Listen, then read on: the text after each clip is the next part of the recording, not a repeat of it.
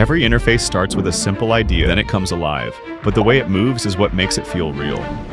We're not chasing effects, we're chasing clarity. We're designing attention, and I'll show you how to build this entire UI intro, step by step, in DaVinci Resolve. This is part 2 of the UI build animation. Now, if you haven't seen part 1, don't click off. You are still going to get a massive amount of value from the techniques in this video alone. But fair warning, I'm not going to waste your time re-explaining the basics we already covered. So if something feels like magic, just stick with me for now, and circle back to part 1 after you finish this video. Deal? Also, before we start, I just want to say Happy New Year. This is technically my final upload of 2025, and tomorrow we step into 2026, so I hope you're doing great, and let's make this last edit count. So, to start, I dropped in a new fusion composition, but I made sure to place it a few frames before the cut actually happens. I needed that overlap to create the match cut effect. I also placed markers on the beat because I always edit to the sound. Inside Fusion, I started by adding a background node and connecting it to the media out. For the text, I didn't want to rebuild it from scratch, so I just copied the text setup from my previous project in part 1. Next, I pasted the text setup into the new composition and merged it over the background. I flipped the color to white and updated the actual text, but I ran into a small detail. The original text from part 1 had that specific dynamic delay on the first 2 words. I didn't want that rhythm here. I wanted something steady. So I selected the text plus node and then went into the modifiers tab. To reset the animation, I just double-clicked the delay label. I didn't want 0 delay though, so I set the value to 1. This gives it a uniform drift, clean and consistent across all the word ana. Next, to make the box, I added another background node and connected it to the text output. I added a rectangle mask to it, changed the color to white, and in the inspector, I unchecked solid to turn it into a stroke. I increased the border width to add some thickness, and then I just tweaked the size to make it fit perfectly around the text. Now for the match cut animation. I added a transform node, went to the first frame, and added a keyframe for the center. Then, I simply increased the X value, pushing it over until the starting position landed exactly where I wanted it. Then I moved forward about 1 second and increased the X value to push it to the right, matching the movement from the previous scene. I also made sure the spline graph used the exact same curve as before. But here's the trick. I opened the keyframe page and dragged the keyframes backwards. This makes the movement feel like it's already happening when the clip starts. And here's the result. It starts in the first scene and lands perfectly in the second one. Finally, to keep things organized, I just added an underlay node. Now it was time to drive the main animation. I didn't want to mess up the match cut movement I just made, so I added a second transform node to handle the new moves. I needed the momentum to carry over, so I selected the first transform node, went back a few frames from its last keyframe, and then switched to the new transform to set my starting keyframe for the center. Then I jumped to the first marker I set up earlier. I adjusted the X value until the very last box was sitting dead center in the frame. Of course, I smoothed out the curve in the spline edit to keep it organic, but I noticed one issue. The text wasn't revealing fast enough. I needed every word to be fully visible exactly when it hit that center frame. So I went back to the text plus node, opened the modifiers, and dialed in the delay value until the reveal lined up perfectly with the movement. Now for the second phase, the zoom out. Crucial detail here. I didn't wait for the movement to stop. I went a couple of frames before the position animation ended and added a keyframe for the size. Overlapping actions make everything feel more fluid. I jumped to my second marker and dropped the size down.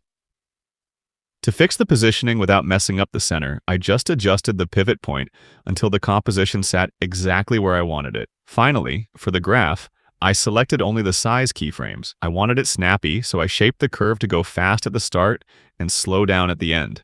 And here is the result we have so far. Now, time to build the face effect. I started with a new background node and attached an ellipse mask. In the inspector, I unchecked solid and cranked up the border width to turn it into a thick stroke. I made sure the background node was set to a clean white. Then I jumped back to the mask node settings. I didn't want the edges to look too sharp or digital, so I cranked up the soft edge value. This softens the stroke and makes it blend much better. But I wanted a specific look, a soft edge, but only on the inside. So here's the trick. I copied the mask and pasted it as an instance, then connected that instance into the mask input of the original ellipse. I set the paint mode to minimum. Then, on the instance, I de-instanced solid and checked it. I right-clicked the border width, de-instanced it, and hit reset. And finally de-instanced the soft edge to reset it. This creates that perfect inner glow. I connected this face setup into the pipeline. Crucial detail. I made sure to connect it before the main animation transform node we made earlier. If you place it after, the whole logic breaks. I added a local transform node just to position the head where I wanted it. So now the head follows the main animation exactly as we planned. But looking at the proportions, it felt off. The head was way too massive. So I went back to the mask and scaled it down until it looked balanced. Next, I needed to fix the lighting. Flat flat color looks boring cheap, so I selected the background node and switched the fill type from solid color to gradient. I pulled the black point to the center of the screen and adjusted the white point to shape the light. I also tweaked the offset and dropped the white to a gray to dim the intensity. This part is totally up to your vision, but I wanted it moody. Now, if I rotate that local transform, the light moves around the face. That's exactly what I wanted. For the body, I worked smart.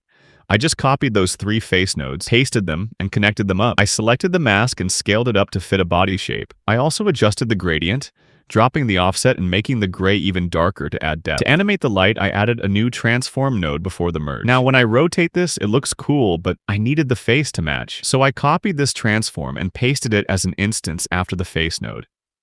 Now, one dial controls the lighting for both. I just adjusted the Y value on the merge to pull the body down into the foreground. Finally, the eyes. I added a fresh background node, white, and connected it to the merge. I added a new ellipse mask to the background and sized it down to fit the vision. Then I copied it and pasted it as an instance for the second eye. In the inspector, I right-clicked the center, de-instanced it, and just shifted the position so I had 2 distinct eyes. Check the result.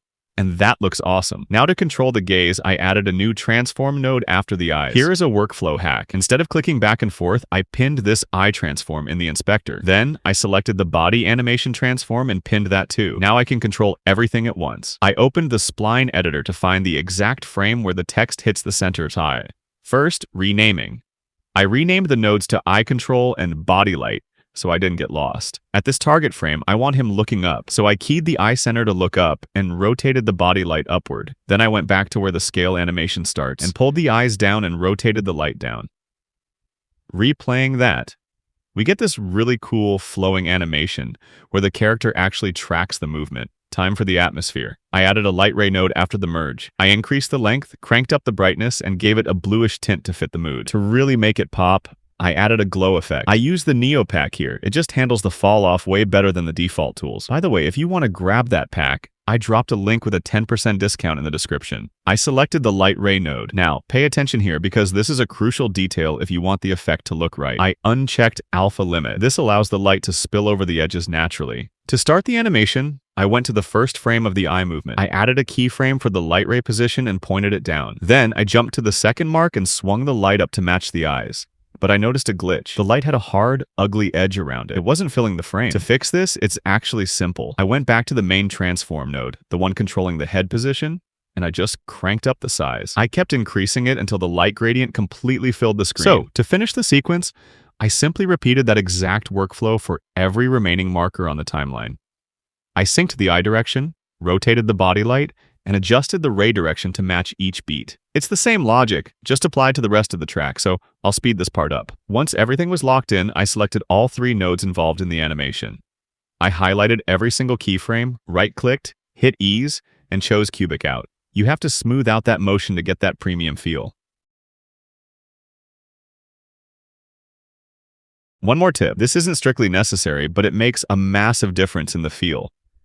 I wanted the character to react to the motion, but not with a full blink, more like a squint. So I selected the eye mask and keyed the height. Right as the movement starts, I decreased the height just a bit. Not closing it, just narrowing it. Then about 20 or 30 frames later, I returned it to the original size. It gives this subtle anticipation effect, like he's focusing. I repeated this throughout the timeline, so I'll speed this up.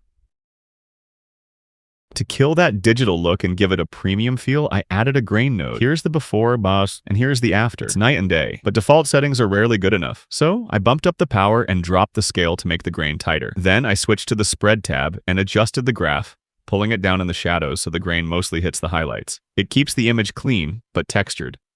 Now for the final camera moves. I added one last transform node at the very end of the chain. I went to the frame where the first scale animation settled, and added a keyframe for size. At the second marker, I punched in by increasing the scale. But to move the camera, I didn't touch the position. Instead, I animated the pivot point. I shifted it to pan left, then add a keyframe for it. Then at the next marker, I shifted it to pan right. This gives it a completely different, more dynamic feel. As always, linear motion is banned. I selected all the keyframes, right-clicked, hit ease, and chose cubic out. For the outro, I went to the final marker and just dropped the size all the way to 0 to send it into the void. And yes, I made sure to smooth that curve too. Finally, I added the last text element. Crucial detail. I connected it before that final master transform node so it moves with the rest of the scene. I synced the start time to the beat, but I'm going to skip the text build because I already broke that down in detail in part 1. So if you haven't watched that yet, click right here. See you there.